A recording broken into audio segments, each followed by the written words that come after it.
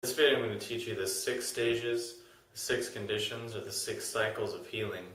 These are things that need to be in place for healing to occur, and they're things that, when you understand them and apply them, you can look at your overall daily lifestyle and your daily life and see how you can just create an environment that is conducive, that helps to facilitate and support overall healing just on a daily basis through, more of a harmonious atmosphere, more of a harmonious just way of doing things. And I'm going to give this to you in the context of the 5 elements. Of course, the 5 elements of Chinese medicine being earth, water, metal, fire, and wood. And then, of course, each metal corresponding to an organ. So earth would be stomach, spleen, metal would be the lungs, large intestine, water would be kidneys, bladder, wood would be the liver, gallbladder, and then fire would be the heart and small intestine. So the first thing that needs to be in place, the first condition that needs to be in place for healing, is that we need to feel safe. And this corresponds with the earth element. And the earth element is all about safety and comfort and security and nourishment and just kind of a mothering kind of an energy. Hence the term, Mother Earth. You look out in a field, you go out somewhere, you look at the earth, it's just growing and nurturing everything. So, we need to be feeling safe so that we can actually allow ourselves to be able to, have a quiet mind, to be able to be a little more introspective and reflective. So the first stage is, again, we need to feel safe, and this corresponds to the earth element. The second stage is that our mind needs to be able to be quiet, or it needs to quiet down.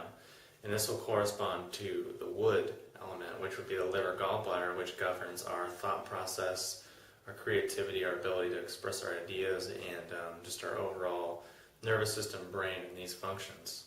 So in order for us to really feel more than think, we need to obviously quiet our minds. And because healing at a true and a deep level doesn't seem to always occur, or really doesn't occur primarily on a thinking level. I mean, there's emotions on one hand which are very illogical and make no sense. And there are thoughts on the other hand which are very logical and rational, linear. But thinking something away doesn't necessarily change the emotion that's underlying it. And I'm sure you have emotions, if you're in a romantic relationship or any kind of relationship, you have very irrational emotions sometimes. And there's nothing you can really say to yourself or someone can say to you that can really shift that. So the second stage is our mind needs to be able to be quiet so that we can actually feel and tune in to our feelings and what's going on inside of our body. And of course, that corresponds to the wood element.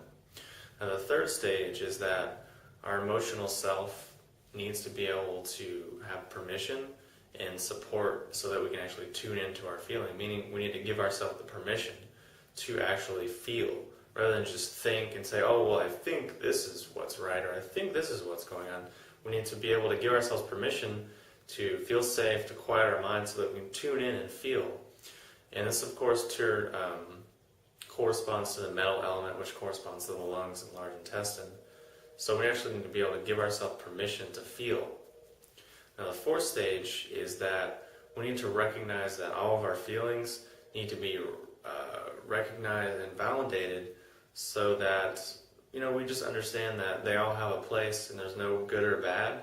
They're all equal and they all have a purpose and they're all, trying to achieve some sort of positive end. Even people that do things that are very negative and bad are in most cases trying to do it for some positive reason.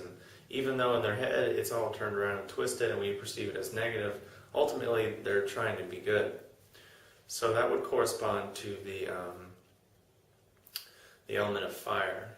So again, we need to be able to, understand that our feelings are important and just approach our feelings from a non-judgmental and just accepting and open point of view.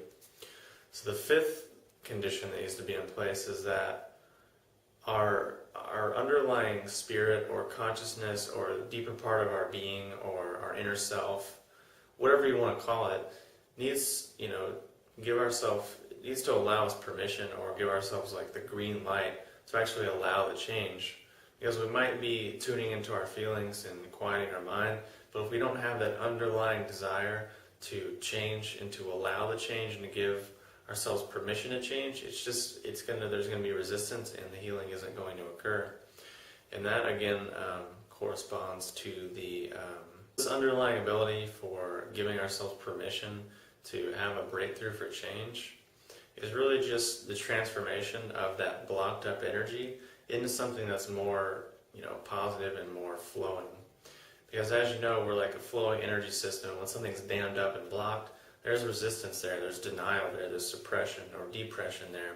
So this release, this breaking up of energy through giving ourselves like a green light to actually break through and change is really just the breaking down of that denial. It's kind of like if you're damming up water and then it breaks down, there's that huge surge of energy. And again, that corresponds to the fifth element. So the last thing that needs to be in place, the sixth condition, is that we need to be able to accept the changes that are occurring, the things that are happening, the shifts that are taking place, and be supported and accepted while the changes are taking place, so that we feel that we're okay, we're safe, we're protected, we're nourished. And, sure, there might be, a storm going on inside of us, but it's going to be okay, it's going to pass as, things do. Because if you look at a tornado or a hurricane or very extreme turbulent situations, they don't last for that long. They come in, cause a huge mess, and then they move on quite quickly in most cases.